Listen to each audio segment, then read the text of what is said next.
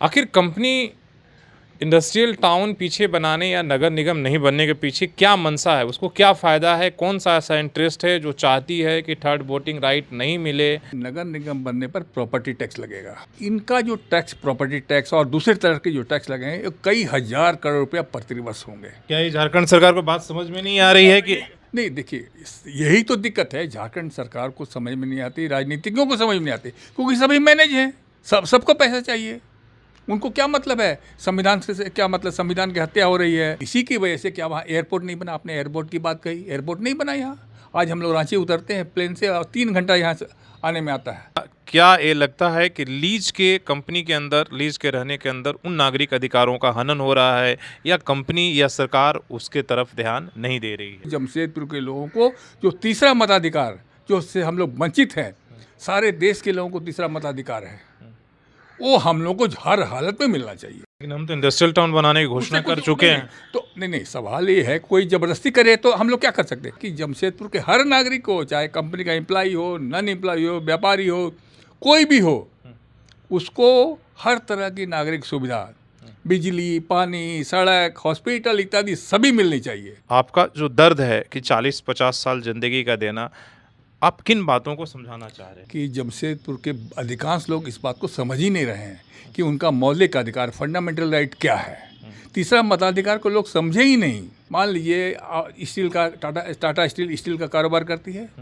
कल मान लीजिए कंपनी घाटे में चले जाए। आज ही बोल रही है, इसी साल कंपनी ने बोला कि हम घाटे में रहेंगे और उस तरह की सुविधा बिल्कुल, हमसे उम्मीद ना की चाइना जाए। से बहुत स्टील आ रहा है और ये बार बार कहा जा रहा है कि स्टील का दाम बढ़ाइए, उस पर टैक्स लगाइए, उस पर चाइना के माल को नहीं आने दीजिए। तो कल मान लीजिए कोई बड़ा आदमी, कोई बहुत अमीर आदमी, अमेरिका का आदमी, कोई एलन मस्क जैसा आदमी या बिल गेट जैसा आदमी मान लीजिए टाटा स्टील को खरीद ले, सारे के शेयर खरीद ले, तो हम लोग कहाँ जाएंगे? जो रैयत जो कह रहे हैं भाई 100 साल, किसी ने बोला कि 50 साल पहले हमारी ज़मीनों को ली गई, आज भी हमें उसके हिसाब से उचित मुआवजा नहीं मिला और हम काफ़ी दयनीय स्थिति में हैं, रहने का घर नहीं है और हमारी ज़मीनें सब कंपनी गांव की गांव ये चले गए।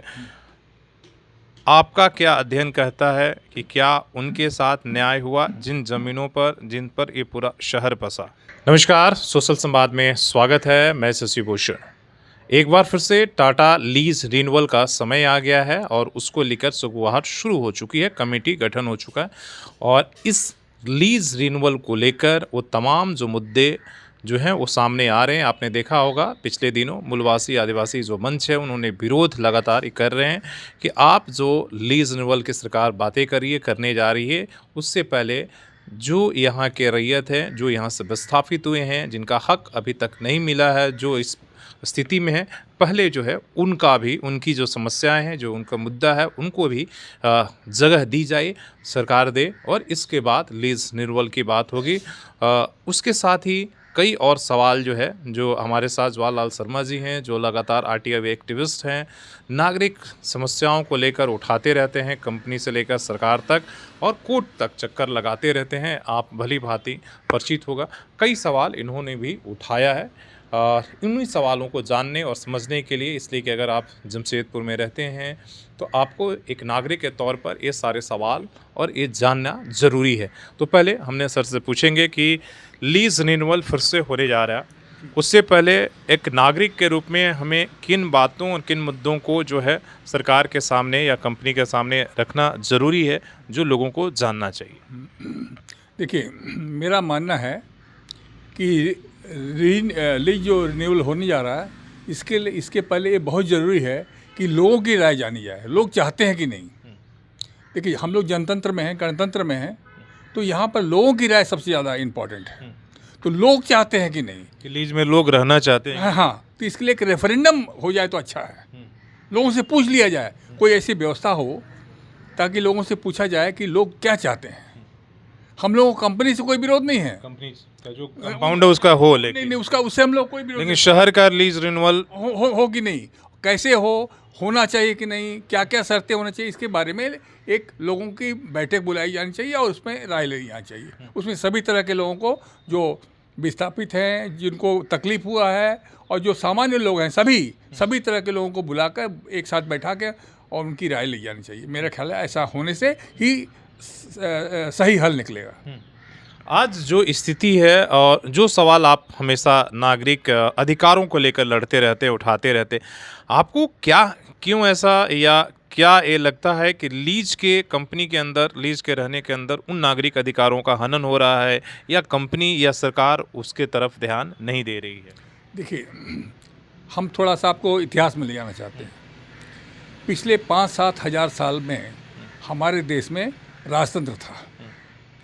राजा ही थे, भले वो पूजनीय हों, कितने ही महान हो, लेकिन राजा ही थे।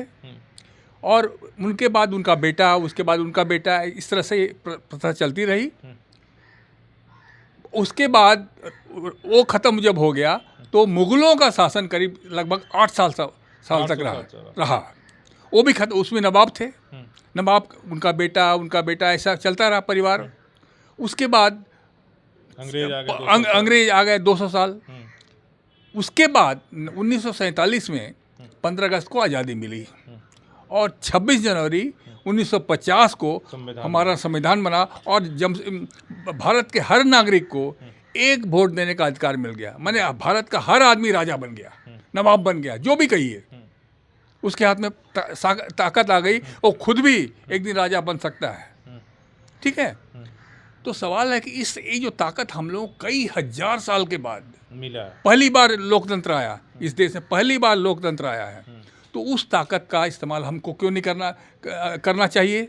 क्यों, जब हर आदमी को वोट देने का अधिकार है, हर आदमी के वोट से ही सरकार बनती है, हम ही प्रधानमंत्री बनाते हैं, हम ही राष्ट्रपति बनाते हैं, और हम ही ये जो लोक सेवक या पब्लिक सर्वेंट जिसको बोलते हैं, हमें हमारे पैसे से ही उनकी नियुक्ति होती है, उनकी दिनचर्या चलती है। तो हम ऐसा क्यों रहें? तो हमारे पास जो शक्ति आई है उसका हम उपयोग क्यों ना करें? तो वो ज़रूरी ये है कि हमारे पास शक्ति क्या है जब हम ही राजा हैं। इसमें और एक चीज़ हम आपको बताना चाहते हैं, धार्मिक दृष्टि से हमारे शास्त्रों में कहा गया है, शिवो हम अहम ब्रह्मास्मि, कहा गया है ना, माने हम ही शिव हैं, हम ही ब्रह्म हैं। अरे हम ही लोग तो हैं, हम ही लोग तो, हमारे पास एक वोट का अधिकार है, हम किसी को प्रधानमंत्री बनाएं, राष्ट्रपति बनाएं, उसको पद से हटा दें, ये तो हम ही लोग हैं। तो हम लोग तो अपनी बात नहीं समझ रहे हैं कि हम ही शिव हैं, हम ही ब्रह्म हैं। तो खैर, अब हम लोग को ये समझना चाहिए, अब हम लोग की जागृति आ रही, जागृति नहीं था, अब जागृति आ रही है, धीरे धीरे लोगों में आएगी। हम लोगों को सबसे बड़ी बात यह है कि हम लोग के जमशेदपुर के लोगों को जो तीसरा मताधिकार, जो उससे हम लोग वंचित हैं, सारे देश के लोगों को तीसरा मताधिकार है, वो हम लोग को हर हालत में मिलना चाहिए। लेकिन हम तो इंडस्ट्रियल टाउन बनाने की घोषणा कर चुके हैं। तो नहीं, सवाल ये है, कोई ज़बरदस्ती करे तो हम लोग क्या कर सकते? सन 1989 में सुप्रीम कोर्ट के 3 जजों के बेंच ने फैसला दे दिया कि यहाँ नगर निगम बनना चाहिए, लोगों को तीसरा मताधिकार मिलना चाहिए। उसके बाद नोटिफिकेशन हो गया, उसके बाद हंगामा खड़ा किया गया, और एन केन प्रकरण, पैसे की ताकत से, वकीलों की ताकत से, जैसे भी हो, यहाँ पर नगर निगम बनने नहीं दिया गया, लोगों को तीसरा मताधिकार नहीं दिया गया। और आज 35-36 साल से केस चल रहा है। केस का फैसला होने के बाद बड़े आश्चर्य की बात है कि केस का फैसला हो गया 3 जजों की बेंच ने, उसके बाद नोटिफिकेशन लागू हुआ, फिर भी 35 साल से केस लटका हुआ है। ये आश्चर्यजनक बात नहीं है? 35 साल से हो गया, तो ये भी तो रिकॉर्ड है। ये हमको लगता है सुप्रीम कोर्ट में एक रिकॉर्ड होगा ये कि एक सुप्रीम कोर्ट से एक केस का फैसला हो गया, फिर वो सुप्रीम कोर्ट में चला गया और फिर अभी भी चल रहा है। तो ऐसा है कि ये सब नहीं, बंद होना चाहिए। हमारे जमशेदपुर के सभी नागरिकों को अधिकार है वोट देने का, एक तो वो मिलना चाहिए, और वोट देने का मतलब है कि जमशेदपुर के हर नागरिक को, चाहे कंपनी का एम्प्लॉई हो, नॉन एम्प्लॉई हो, व्यापारी हो, कोई भी हो, उसको हर तरह की नागरिक सुविधा, बिजली, पानी, सड़क, हॉस्पिटल इत्यादि सभी मिलनी चाहिए। उसका फंडामेंटल राइट है। यही मूल बात है। मेरा सवाल ये है कि पिछले 40 सालों से ज़्यादा समय हो गया, एक लंबा संघर्ष आपने जीवन का आपने दे दिया इन मुद्दों को लेकर कि जमशेदपुर में नागरिक अधिकार होने चाहिए या कंपनी को ये अधिकार देने चाहिए। इन तमाम सवालों को लेकर लोग कहते हैं कि भाई लीज है, कंपनी चला रहा है, इतना अच्छा चला, इतना साफ़ सफाई है, बिजली की व्यवस्था है, पानी है, फिर क्यों हमको ए में जाना है और आप क्यों लड़ रहे हैं? आखिर इसके पीछे आपका जो दर्द है कि 40-50 साल ज़िंदगी का देना, आप किन बातों को समझाना चाह रहे हैं? देखिए, ऐसा है, अफसोस की बात है कि जमशेदपुर के अधिकांश लोग इस बात को समझ ही नहीं रहे हैं कि उनका मौलिक अधिकार, फंडामेंटल राइट क्या है। तीसरा, मताधिकार को लोग समझे ही नहीं।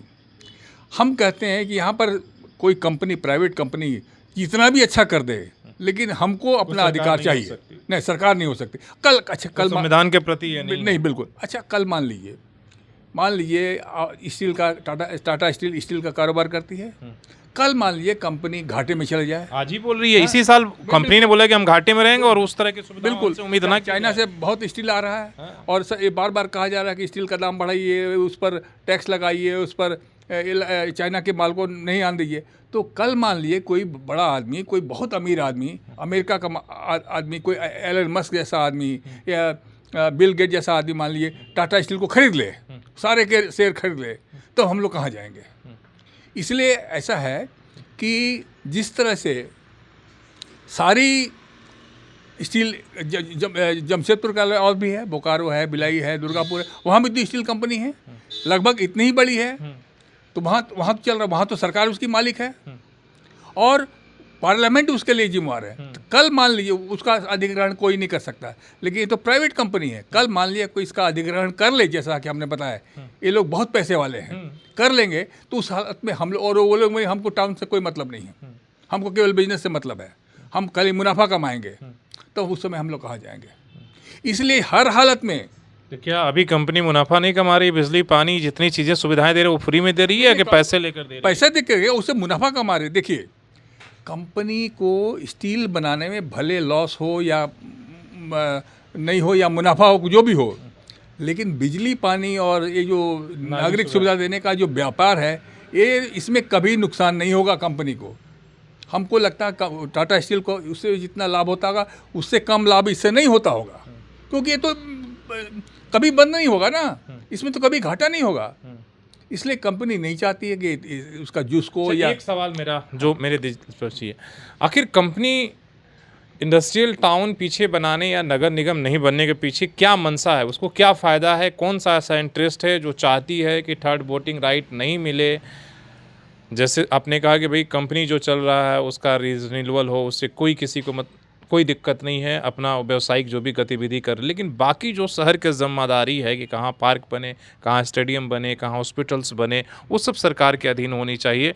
तो उसमें कंपनी के क्या ऐसा इंटरेस्ट है कि शहर चलाने के लिए कंपनी नहीं छोड़ना चाहती? जबकि आज तो उनके क्वार्टर भी बहुत, आप टेल्को में जाइए, पूरे के टूट गए रहे हैं। जो परमानेंट एम्प्लॉई थे उनकी संख्या लगातार घट रही है। अब तो उनके पास ऐसा भी नहीं कि चलो हमारे इतने एम्प्लॉई हैं तो कहाँ, अब तो सारी जिम्मेदारी उसको पीछे हट रहे हैं। फिर भी वो शहर क्यों चलाना चाहते हैं? क्यों नहीं चाहते कि नगर निगम बने? हम कारण बताते हैं। देखिए, ऐसा है, नगर निगम बनने पर प्रॉपर्टी टैक्स लगेगा और भी कई तरह के टैक्स लगेंगे कंपनी पर कई तरह के टैक्स लगेंगे। ये टैक्स मिलाकर यहाँ पर बड़ी बड़ी कंपनियाँ हैं, टाटा, टेल्को, ये सब टाटा स्टील की ही ब्रांचेस हैं, तो अनुषंगिक इकाइयाँ हैं। इनका जो टैक्स, प्रॉपर्टी टैक्स और दूसरे तरह के जो टैक्स लगे हैं, कई हज़ार करोड़ रुपया प्रतिवर्ष होंगे, कई हज़ार करोड़। ये बात सुप्रीम कोर्ट में 1988 में हमने फाइल में, हमने जो पिटिशन में डाला था, और 98 में जो जीरा हुई थी सुप्रीम फैसला होने पर, उसमें ये बात आई थी। तो वो बहुत बड़ी रकम है वो। तो क्या ये झारखंड सरकार को बात समझ में नहीं आ रही है कि? नहीं, देखिए, यही तो दिक्कत है, झारखंड सरकार को समझ में नहीं आती, राजनीतिज्ञों को समझ में नहीं आती, क्योंकि सभी मैनेज हैं, सबको पैसा चाहिए। उनको क्या मतलब है संविधान से? क्या मतलब? संविधान की हत्या हो रही है, संविधान का धज्जी उड़ाई जा रही है, उनको इससे क्या मतलब? उनको मतलब है पैसे से। इसलिए सारी पॉलिटिकल पार्टियां एक जैसा ही बात करती है। अरे ये कैसे हो सकता है भाई? पूरा देश चल रहा है, बम्बई जैसा शहर, इतना बड़ा बड़ा शहर चला रहा है, सरकार चला रही है भारत के हर शहर में, फिर जमशेदपुर को क्यों नहीं चला सकती? और हम कब बोल रहे हैं कि टाटा कंपनी को निकाल दिया जाए, टाटा कंपनी की मदद दी जाए? हम कब कहा उनकी भी मदद ली जाए, उनकी भी भागीदारी हो, लेकिन एकदम टोटल वर्चस्व उनका नहीं होगा। कि आज एयरपोर्ट बनना है या कौन सी कंपनी डाली है, क्या होनी है, सारी फैसिलिटी उनको अपने लिए। देखिए, इसी की वजह से क्या वहाँ एयरपोर्ट नहीं बना? आपने एयरपोर्ट की बात कही, एयरपोर्ट नहीं बना यहाँ। आज हम लोग रांची उतरते हैं प्लेन से और 3 घंटा यहाँ से आने में आता है लग और इनका एयरपोर्ट तो ही है बहुत पुराना एयरपोर्ट का, आज का नहीं। उस एयरपोर्ट को बनाया जा सकता था, लेकिन उन लोगों ने एयरपोर्ट को नहीं बनाया।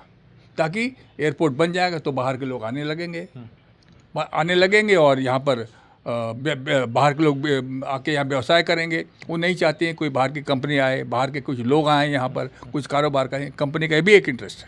एक तरफ आपने कहा कि भाई अगर नगर निगम बनता है तो आज जो कंपनी शहर से पैसा नागरिक सुविधाओं के नाम पर एक तरीके से पब्लिक से ले रही है, कल उसे सरकार को देना होगा और एक हज़ारों करोड़ में होगा। एक उनका कहीं ना कहीं ये एक इंटरेस्ट है। दूसरी बात ये है कि जो रैयत जो कह रहे हैं भाई 100 साल, किसी ने बोला कि 50 साल पहले हमारी ज़मीनों को ली गई, आज भी हमें उसके हिसाब से उचित मुआवजा नहीं मिला और हम काफ़ी दयनीय स्थिति में हैं, रहने का घर नहीं है और हमारी ज़मीनें सब कंपनी गांव की गांव ये चले गए। आपका क्या अध्ययन कहता है कि क्या उनके साथ न्याय हुआ जिन ज़मीनों पर जिन पर ये पूरा शहर बसा? उनके साथ न्याय नहीं हुआ, उनके साथ न्याय होना चाहिए, उनको मुआवजा मिलना चाहिए। अभी आपने हाल ही में देखा, 2-3 दिन पहले की बात है, उड़ीसा में जो टाटा स्टील का कलिंगा नगर में वहाँ पर बहुत हंगामा हुआ है। वहाँ के लोगों ने यही बात कही है और काफ़ी वहाँ विद्रोह हो रहा है।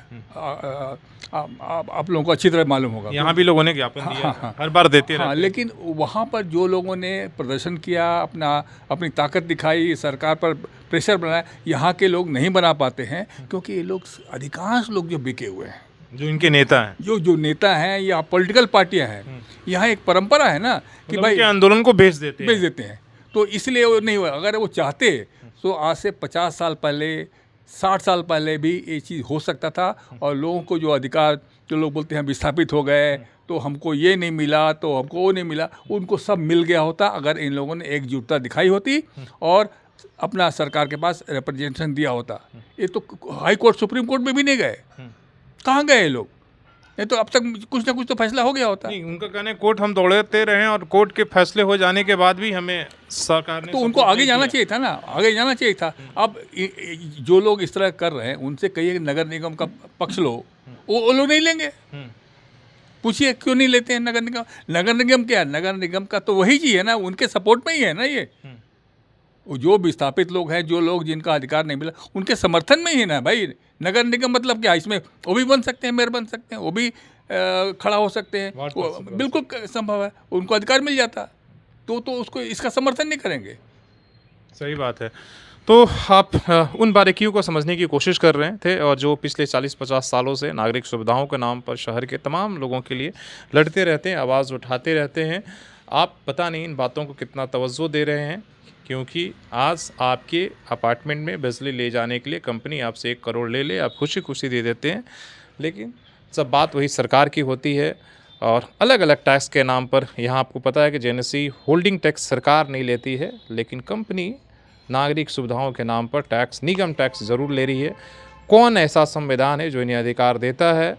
जहाँ तक बिजली बिल में भी एक फ्रॉड होते हैं, फिक्स डिपॉजिट और फिक्स के नाम पर अलग से, जो आप समझते हैं कि इनकी बिजली रेट डीवीसी से कम है, बल्कि और उसका एक इस तरीके से कि एक फ़िक्स आपके पर उस जो इनका रेट है, यूनिट रेट, उसके अलावा ये लोग फिक्स अपना एक बिजली चार्जेस लेते। ये फिक्स चार्जेस क्यों लेते हैं? आप बिजली को लेकर भी बड़ा पिछले दिनों हंगामा किया आपने सब जगह। ये फिक्स चार्जेस क्यों लेते हैं? जेबीएनएल के नाम पर, सरकार के नाम पर चार्जेस लेते हैं, अपने यूनिट के नाम पर लेते हैं, और फिक्स चार्जेस क्यों लेते हैं? देखिए, सबसे पहली बात तो ये है जो हमको समझ में आई, जमशेदपुर के लोगों को मानसिक गुलामी से निकलना पड़ेगा। उन लोगों के मन में ये बैठ गया है कि टाटा ही सब कुछ है और गवर्नमेंट बेकार है। तो ये जो मानसिकता है, गुलाम रहने की जो मानसिकता है, इसको हटाना पड़ेगा, गुलाम की मानसिकता। और इस बात को चैलेंज करना पड़ेगा, सरकार को चैलेंज करना पड़ेगा। देखिए, बिजली बिल की जब भी मीटिंग होती है तो कितने लोग जाते हैं? जो कंपनी के जुड़े कंपनी के लोग, वो और हमारे जैसे इन्हें गुने 2 लोग जाते हैं, 2-4 लोग जाते हैं, और सब लोग उनके खड़ा होकर बोलते हैं कि ये टाटा की बिजली तो ऐसी है कि सूरज चांद निकले चाहे नहीं निकले कि टाटा की बिजली जरूर आएगी। ऐसी बातें करते हैं वहाँ पर। तो सवाल है कि मानसिकता से निकलना पड़ेगा हम लोगों को, और इसका फायदा कहीं ना कहीं कंपनी को मिलता है और नेताओं को मिलता है, सारे नेताओं को मिलता है फायदा। सही बात है। और देश का अपने आप में अजूबा एक शहर है और इतने बड़ी लोग हैं जहाँ पर कई तरह की चीज़ें जो है संविधान लागू होने के बाद, जैसे ने सर ने 5000 साल का इतिहास बताया कि किस तरीके से और कितने संघर्ष के बाद इस देश में कुछ साल पहले लोकतंत्र आया और इसके बाद भी लोकतंत्र ने हमें संविधान दिया और संविधान ने हमें अधिकार दिया, लेकिन उन अधिकारों का आज भी इस्तेमाल हम इन 70-75 सालों के बाद भी यहाँ नहीं हो पा रहा है। और हो सकता है ये बातें आपके लिए जो है मायने नहीं रखती हो और आगे भी ना रखे, लेकिन हमारा काम है बताना और मुद्दा आधारित इन बातों के लिए जो मुद्दे हम उठाते हैं, जो आप मेन स्ट्रीम या बाकी जगहों पर जहाँ ने सिर्फ प्रेस रिलीज ने जगह ले ली है, जो इनके जैसे एक्टिविस्ट 50 सालों से लड़ रहे हैं, उन मुद्दों को जगह देने के लिए सोशल संवाद कोशिश करता है। देश का इकलौता ऐसा चला, वो सहारा का मुद्दा हो, पेशा एक्ट का हो, नागरिक अधिकारों का मुद्दा हो, उन तमाम मुद्दों को हम अपने एक जगह संवाद के जरिए कोशिश करते हैं। तो आप हमें ज़रूर सपोर्ट करें। आप लाइक शेयर करके सपोर्ट करते हैं, सब्सक्राइब करके सपोर्ट कर सकते हैं। आप जैसे भी सपोर्ट कर सकते हैं ज़रूर आप कर सकते हैं। नंबर हमारा दिया हुआ है। तो अपने सहयोगी शेष रामृति के साथ शशि भूषण, सोशल संवाद न्यूज़, झारखंड।